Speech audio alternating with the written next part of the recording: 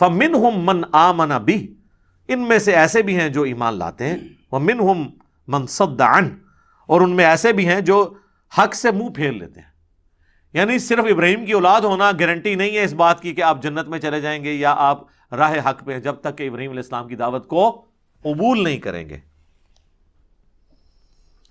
وَكَفَى بِجَهَنَّمَ سَعِيرًا، اور ایسے لوگوں کے لیے پھر جہنم کافی ہوگا۔ اللہم اجرنا من النار، یعنی یہ جو آپ کہتے ہیں نا جو کچھ بھی ہیں ابراہیم کی اولاد سے ہیں،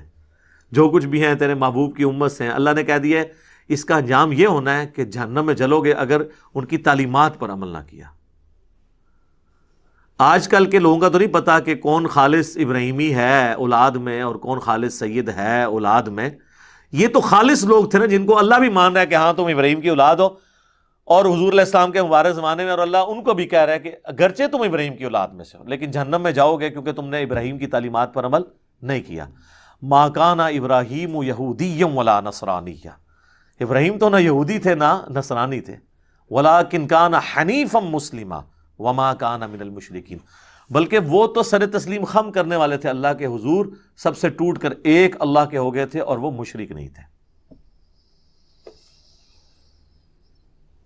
ان الذین کفروا بآیاتنا، بے شک وہ لوگ جنہوں نے ہماری آیات کے ساتھ کفر کیا، سوف نصلیہم نارا، ان قریب ہم انہیں ڈالیں گے جہنم میں، کلما نضجت جلودہم بدلناہم جلودا غیرہا، جب کبھی بھی ان کی کھالیں جو ہیں وہ جل جائیں گی تو ہم ان کی کھالیں ختم کر کے ان کو نئی کھالیں دے دیں گے، لیذوقوا العذاب، تاکہ وہ عذاب کا مزہ چکھتے رہیں۔ اللہم لا تجعلنا منہم، یعنی یہ کتنا غصے کا اظہار ہے اللہ کی طرف سے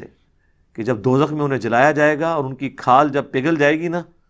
تو ہم انہیں نئی کھال دیں گے تاکہ دوبارہ سے اس تکلیف سے وہ بار بار گزرے۔ تو اللہ کو بوڑھی نانی اماں نہیں ہے بھائی، اللہ کے احساسات وہ نہیں ہیں جو انسان ہے کہ جو مغلوب ہو جاتے ہیں احساسات سے۔ کتنی سخت لیول کی گفتگو ہو رہی ہے۔ اللہ ماں سے بڑھ کر محبت کرنے والا ان لوگوں کے لیے جو تابع فرمان ہے، مجرمین کے لیے یہ ہے کہ کھال اتر جائے گی نئی کھال دوں گا تاکہ پھر دوبارہ سے پھر زیرو سے کام سٹارٹ ہو جائے۔ یہی وہ آیت ہے جس کے اوپر ایک بہت بڑے سائنٹسٹ تھے جو مسلمان ہوئے، جب انہوں نے یہ ڈسکور کیا کہ جو یہ انسان آگ کے جلنے سے جو تکلیف محسوس کرتا ہے اس کے جو ریسیپٹرز ہیں وہ کھال کے اندر پائے جاتے ہیں۔ اس سے پہلے کانسیپٹ تھا حرام مغز کے پوائنٹ آف ویو سے صرف، لیکن یہ کھال کے اندر بھی ایسے ریسیپٹرز موجود ہیں۔ تو انہوں نے کہا یہ قرآن پاک کی یہ آیت میں اس زمانے میں یہ بات کرنا تو اس کے سوا اس کا کوئی سلوشن نہیں کہ اس کا سورس ڈیوائن ہے۔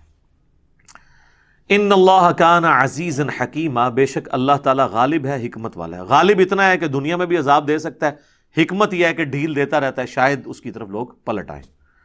والذین آمنوا وعملوا الصالحات، سائملٹینیس کنٹراسٹ آ رہا ہے، وہ لوگ جو ایمان لے آئے اور انہوں نے نیک اعمال کیے، سندخلہم جنات تجری، ان قریب ہم انہیں داخل کریں گے ایسے باغات میں، تجری من تحتها الانہار، جن کے نیچے نہریں بہتی ہوں گی، خالدین فیہا ابدا، وہ رہیں گے اس میں ہمیشہ ہمیش،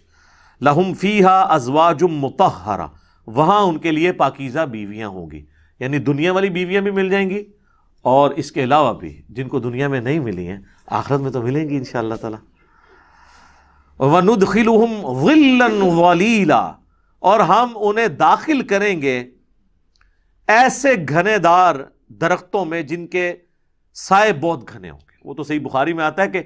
ایسے درخت بھی ہیں کہ 100 سال تک ایک گھوڑ سوار اس میں ٹریول کرتا رہے اس کے سائے سے باہر نہیں نکلے گا۔ ایڈا وڈا درخت، سر